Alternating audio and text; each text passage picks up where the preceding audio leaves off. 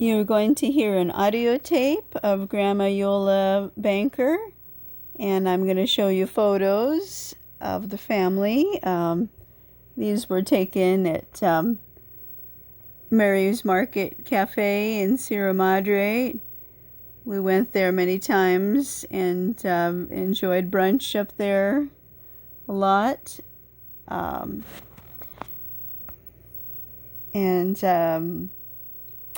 I think in the last one I recorded, I asked Grandma to say that she was born in Italy somewhere, you know, where her family was from, like, but of course, you know, that was just practicing the language, the dialect.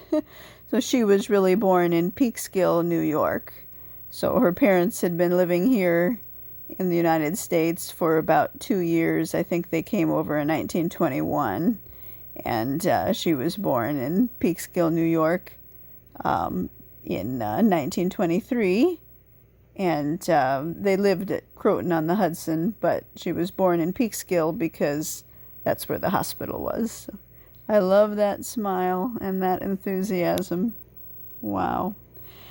I think at the beginning of the tape here, my mom, Yolanda Lonnie, is going to be talking for a minute. Certain kinds of fish are bad for pregnant women because in a pregnant woman's body, mercury crosses into the developing brain of a fetus, reducing a child's intelligence, especially vocabulary and memory, according to scientific studies. And it's also been, mercury high levels have been linked with heart attacks. And what fish is the article about? Well, it's mainly about tuna, certain kinds. The albacore tuna and red snapper is not good. Grouper, orange roughy, and fresh tuna like yellowfin and albacore. And then the other side had some other fish. And the better fish is salmon. Yeah, salmon is the better fish, right. And sardines are better. Swordfish is one of the worst. It's an expensive fish, but it's responsible for excessive mercury in patients who are well-to-do because it's expensive.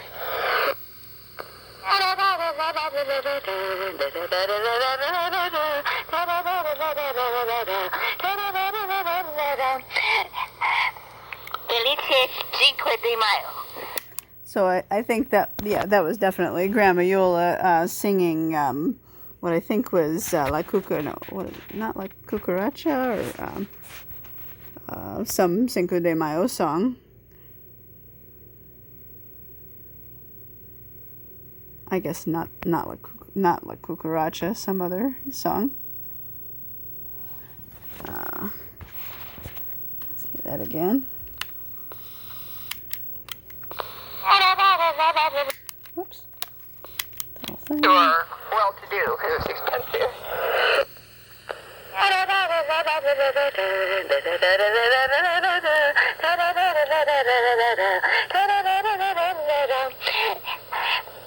Felice 5 de Mayo. Feliz 5 de Mayo. Feliz 5 de Mayo.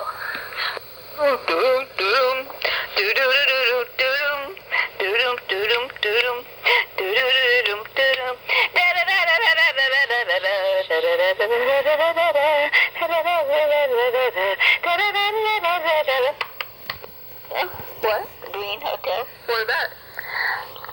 It's on green. Yeah. So that was Grandma Iole singing that song, which I can't think of the name for. I guess this was Valentine's Day. See all the hearts on the window there. 2018, it says here. 2018.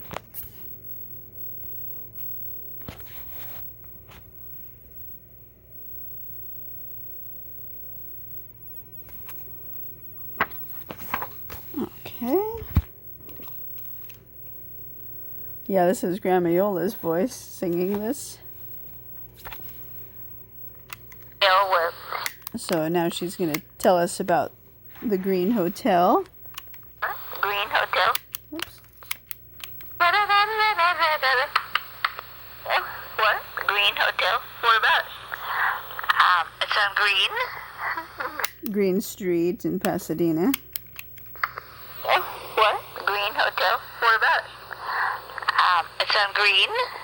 Pasadena. Yeah. Big hotel.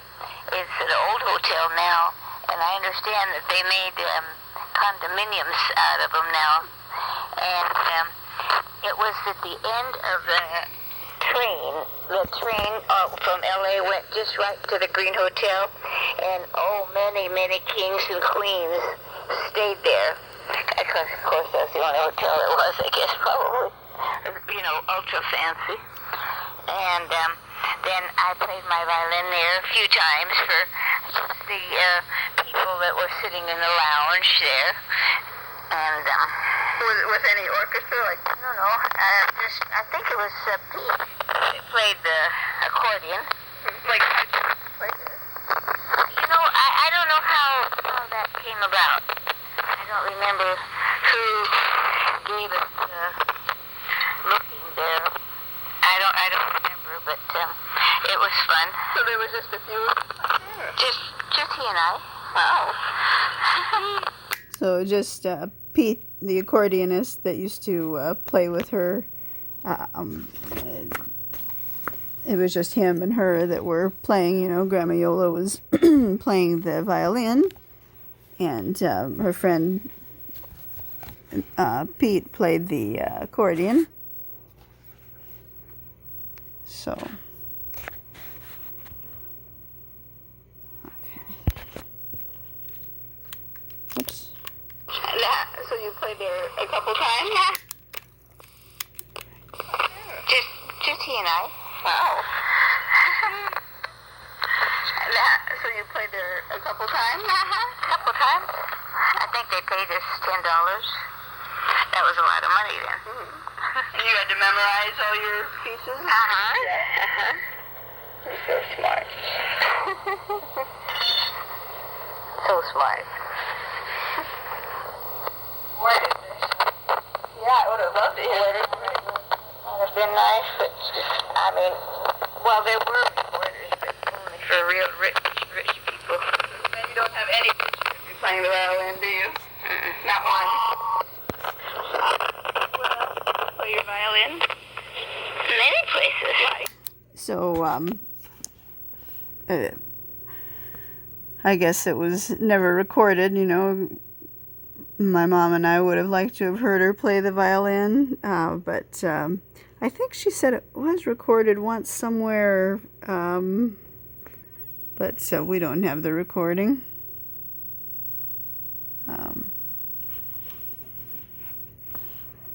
Recorders were not common back then, so let's see. So now, where else did you play your violin? Many places. Not one. Where else play your violin? Many places. Like? Tell me something. A lot of churches and banquets, and even played at the beginning of a fight match. You mean like boom, boom, bang? How would it Oh, I guess she played at the beginning of a boxing match, like to get everybody's attention before the boxing match. It'd be funny to hear the violin and the accordion right before seeing a boxing match.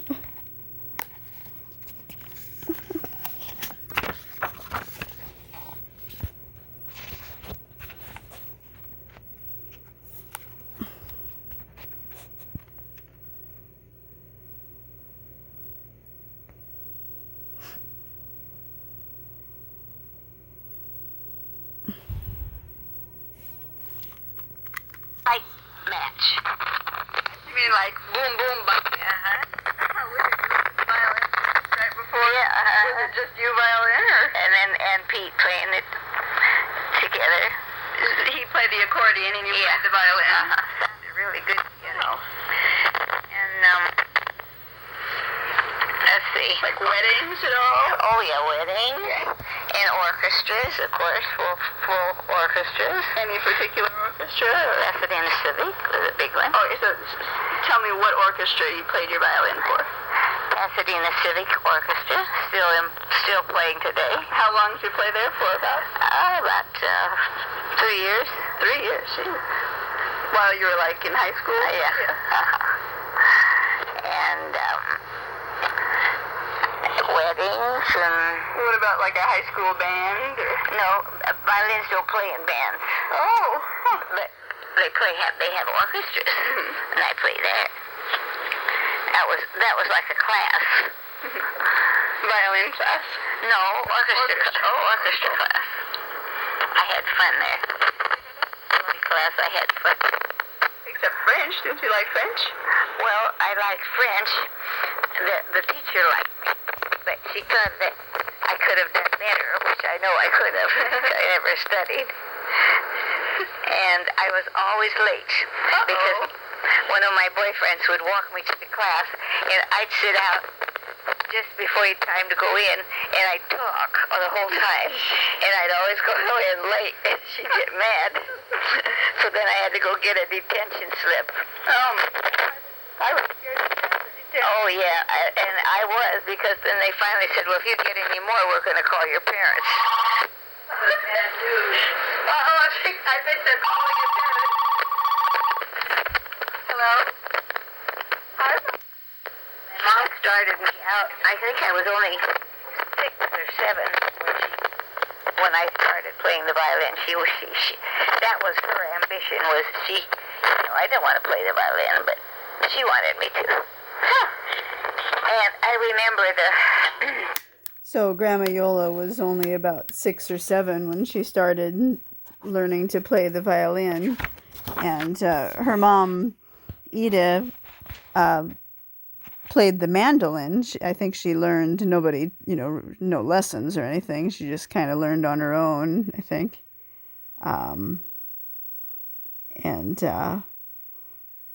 Maybe she thought that was a good skill to learn, how to play the violin. And these photos coming over here were taken at an offshoot of Tui's restaurant, where they make that great chocolate fudge sundae. It's in Pasadena.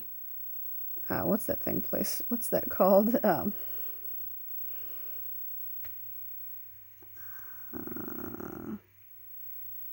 Well, sometimes they'd have music there, a live, like a DJ. A couple times we went for like Sunday brunch, we'd hear the DJ. I just forgot the name of it. But all these photos coming were taken there.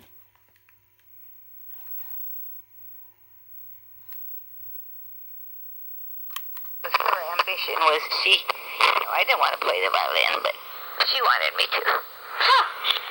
And I remember the first time I played in a church. I had to, what's that one? Did I get it too full? Yeah, look, you just got a little water in the rim there. It's a little too full. No, it's just the water's too full here. We have too much water in the teapot. Oh no! Water is coming out everywhere. I always remember my first teacher's name was Elgie. And she died shortly. She was only in her 22 or 3 or so when she died, and I don't know why. I was too young to know why. But she apparently went to this church and said that is this what? No. And so she wanted me to play there, and I was so short, little, you wouldn't know it now.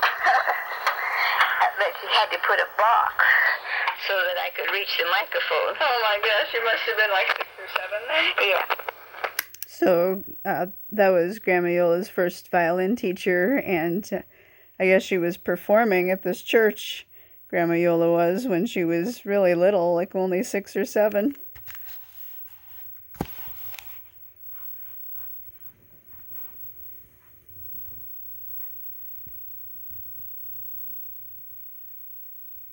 Yeah, again, another photo of that restaurant, connected to Tui's, but not Tui's, but owned by the same people or something, in Pasadena from 2018.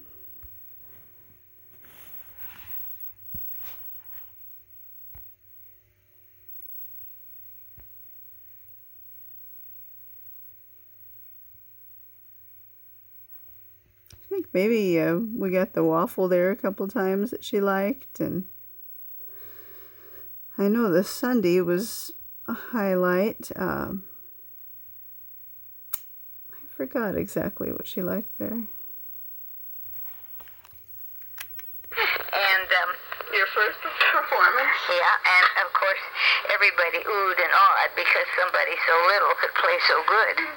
You know, well, I mean, not play that good, but you know, and it, you know, to see a kid on a box was kind of anyhow.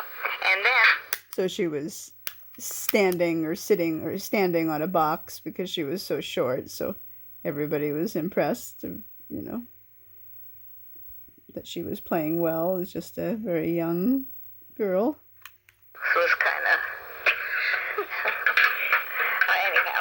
And then I always remember one time, well, actually, remember when I took you to El Sereno? I told you this house belonged to Rostaño, that he used to call me a pugla because I used to always want him to take me to the candy store, and he would always... You stuck like glue to I him? stuck on glued to him because I wanted him to bring me in. We used to visit them. We were very good friends, you know, very good friends. And he loved company. He just loved company. So here's where she explained what pugla means, that, you know, somebody who sticks to somebody, doesn't leave their side, kind of thing. Hence one of my nicknames. He loved company. He just loved company. And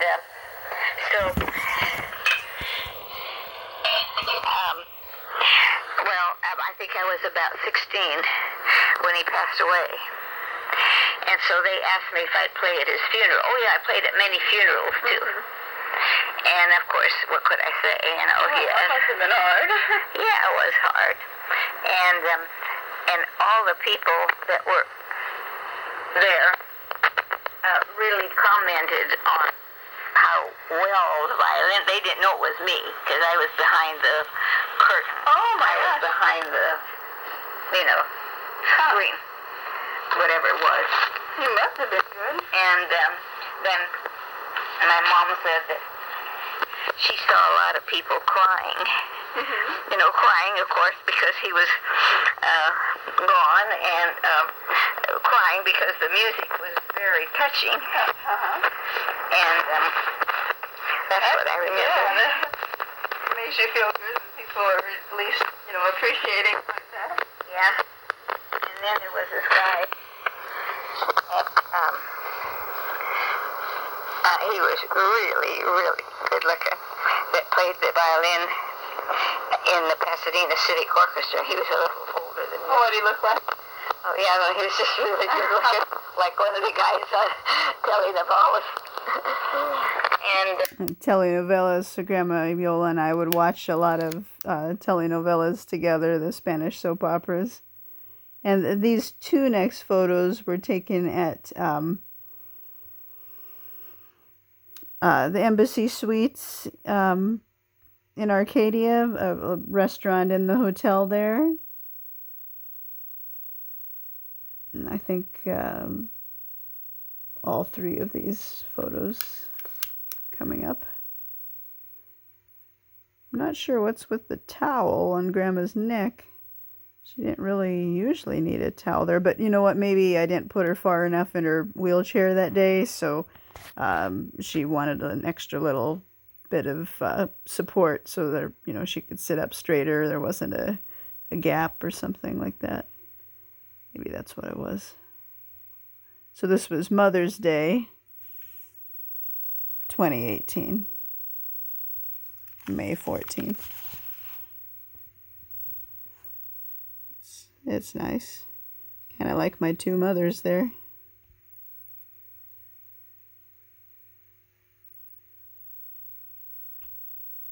My Grandma Iole was kind of like I should just call her Wolfie. She's my Wolfie. She's kind of like my twin. She's my best little pal. I was her little pugla, the one that just stuck to her like glue.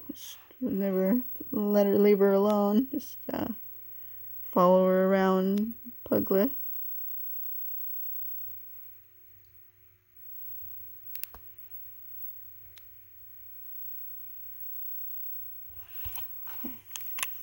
In the Pasadena City Corpus.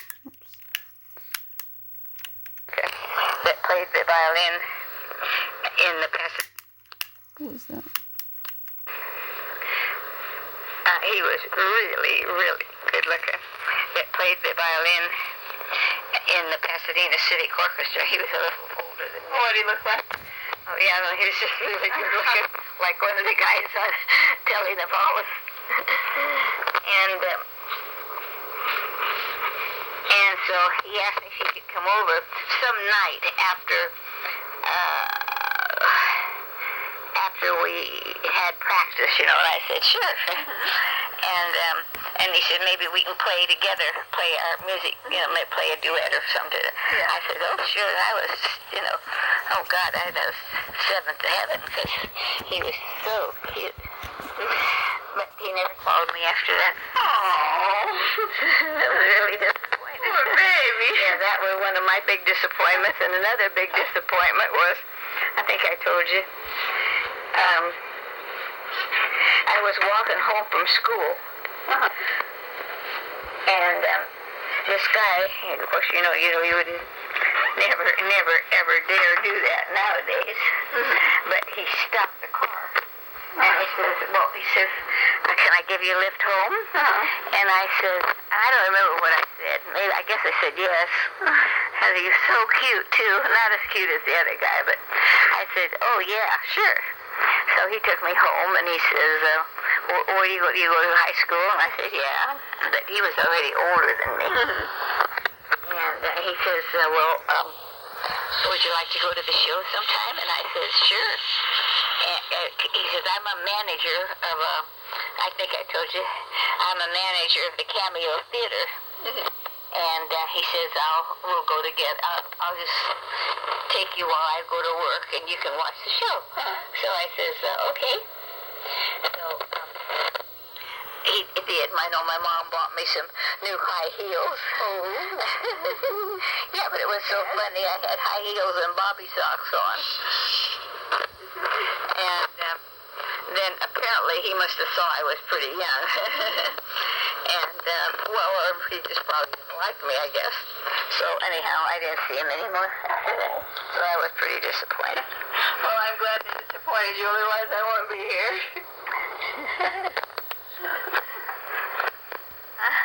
Oh, well, I guess that's life. I ended when I met them.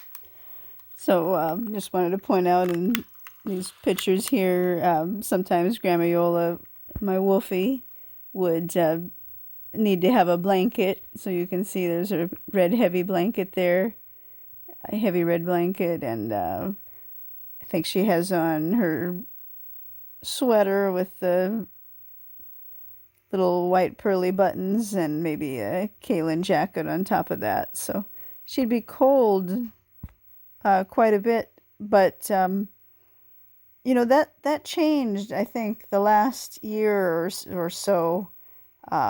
She wasn't so cold anymore, and maybe that was, you know, who knows, a hint there was diabetes or something going on.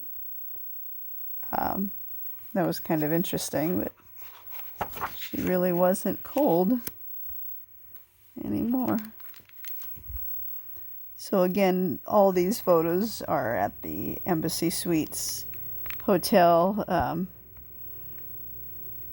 We didn't stay there. It's right in Arcadia. We just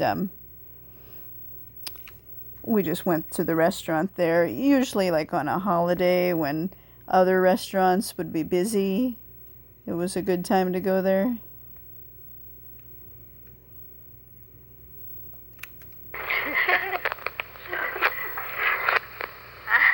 Oh well, I guess that's life. Excited when I met Bob, because I never thought in a million years he'd ever call me from Santa Monica, you know. What?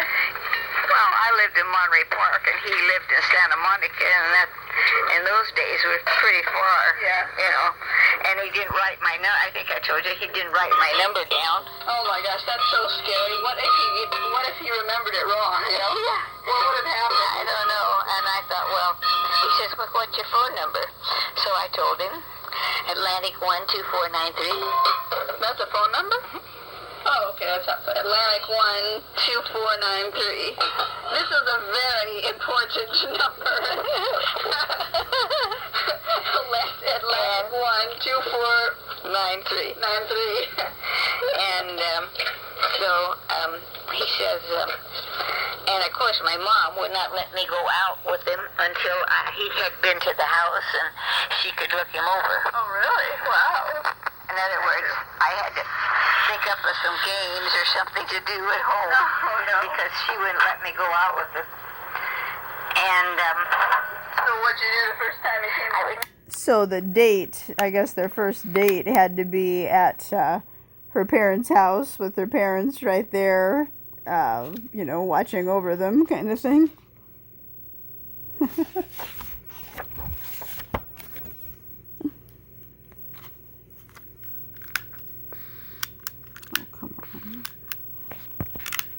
So I said, what did you do, you know, on this date? We played badminton. He came over and, wait a minute. He didn't make a date. He just called me and I just washed my hair. Mm-hmm. And I said, oh no. You know how I look when I just wash my hair. I look like a, you know, wet cat. Yeah. I thought, oh my gosh, what am I going to do? And there were no hair dryers, of course. Was he just outside the door or something? Yes, he was right outside. He called. I guess he didn't have a phone, of course, but he called just a block away. Yeah. And he said, are you home? Can I come over? Like a payphone he called from. And I said, yes, I just washed my hair, though, or something like that. But he says, it's okay. So, I thought, oh my gosh, the first impression, you know. Well, that was the second impression after the dance, so. Well, yeah, that was, because I was so excited, because I thought he was so cute. And he was very cute when he was young. Yeah, because he had, although I always said I never liked blondes, I always liked dark-headed guys. And, well, so what did the romance took off from there. He looked at your hair and just kind of... He didn't say anything, did I? I didn't say anything either, I guess. What'd you do with it? Just keep it... just shook it. And then you played badminton. I think we played he says, well, can you go to the show next week or something like that? And, what did your mom say to him as soon as she saw him? Well, she didn't say much. What did he say? She knew that I liked him. And then after every date, I'd tell her everything that we did. And what would you do? Well, if we went to the dance, and he'd buy me a flower and stuff like that. So nice. And then afterwards, of course, he didn't have any money because all the money he had, he spent on his airplane. On his what? Airplane. Yeah. What kind was it then? Was a Naranka. Naranka? No, wait, yeah, Naranka. Was it a Naranka? I don't know what it was. And then he says, well, how would you like to go up for a ride in an airplane? And of course, in a million years, I didn't think my mother would let me go. But she says, yeah, sure. It was because, you know, airplanes were like going out into space at that time. And but she let me go, but oh man, I was so scared because I didn't even like to go on a merry-go-round. Have you ever been in an airplane? She said she didn't even like to go on a merry-go-round kind of ride, and then here she has to go flying up high in the sky in an airplane. I guess I got my dislike of roller coasters from her. Because I didn't even like to go on a merry-go-round. Have you ever been in an airplane before? No. Oh, you know. And I told you, you know, some girls are real brave, but oh, I was just so scared. The roller coasters would absolutely. I'd never been on a roller coaster. I'd never go on a roller coaster. I just scared to death of them. You know, get seasick and everything, and downright scared. And You were pretty brave. I was very brave. Okay, while I'm waiting for Mom, let me